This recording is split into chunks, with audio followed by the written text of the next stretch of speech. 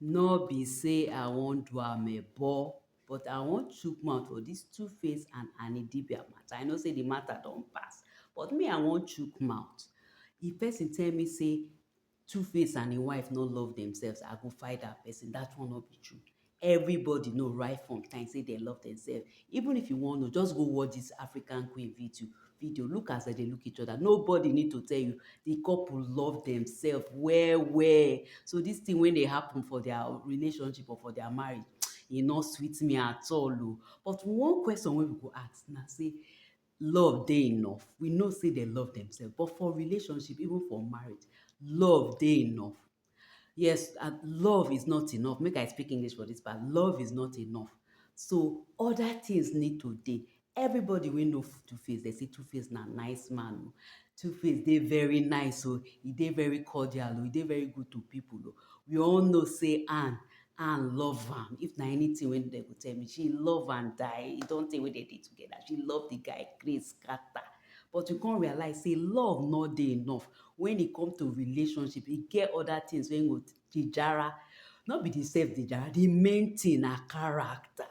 Because that character to stay, you go see things wey pass you, no matter how una say una love una sef. When una enter house, lock door, after wedding, when people don dey say, hey, congratulations, you don wear your white cloth, una don dey dance. When una reach house, una eye go clear. Una go see say, some things wey una no notice, e go magnify, e go come big. Na that time character go matter. Even when una dey relationship or marriage, una love una sef, na that time one of your ex go call you, go say e wan see you, abeg e wan see you for your office, or you go go one conference, you go see your ex somewhere, you go forget yourself. So strength of character matter. Apart from love, another ingredient wey go make relationship and marriages gel na character o. You need to get character, because things go happen wey go make you even surprise. You go even surprise say you go do thing wey you no plan. For your mind, you don be say when you say I do, your mind be say I wan make this person happy, I wan make this other person happy. Una know say Tuface na nice guy, no be say na nasty person. Or the wife wey marry, you know say she love am.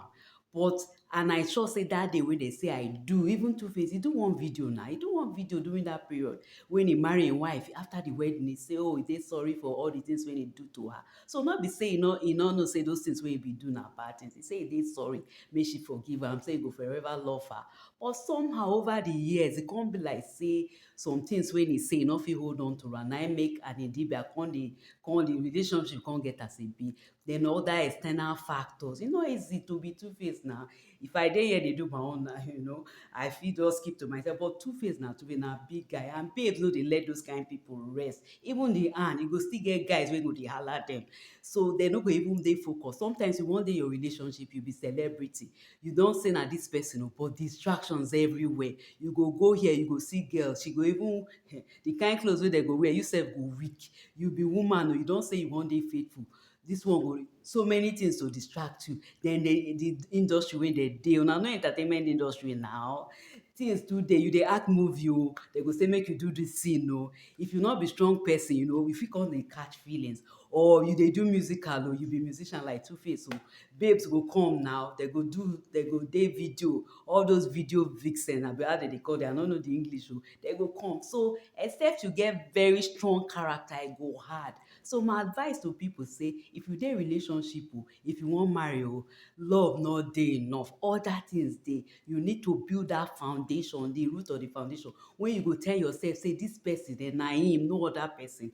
And you need to get help. When I say help, now, apart from yourself as a human being, you need help. You need help, you need extra help. That thing wey go make you know say, that thing wey go dey tell you the right thing to do, that voice wey go dey tell you the right thing to do. You know say many voices dey as we dey, make we no deceive ourselves. You fit dey situation, one voice go tell you say slap your husband, or do something to your wife, or cheat on her, you no mean. Na voice dey talk. So if you know, e get the way you go arrange your life, you go dey get the right voice. Na the right voice, the right people go dey tell you things. The right voice go dey tell you wetin to do. So my heart na say whatever happen, make Tuface and Ann, make dem reconcile o. I no want make dem dey quarrel. I want make dem really dey together, make dem dey kampe. Dem don get children, e no dey nice now. Make dem come together, whatever be the case. So till I see una for the next video, when I go chook mouth for matter wey no concern me, make una take care.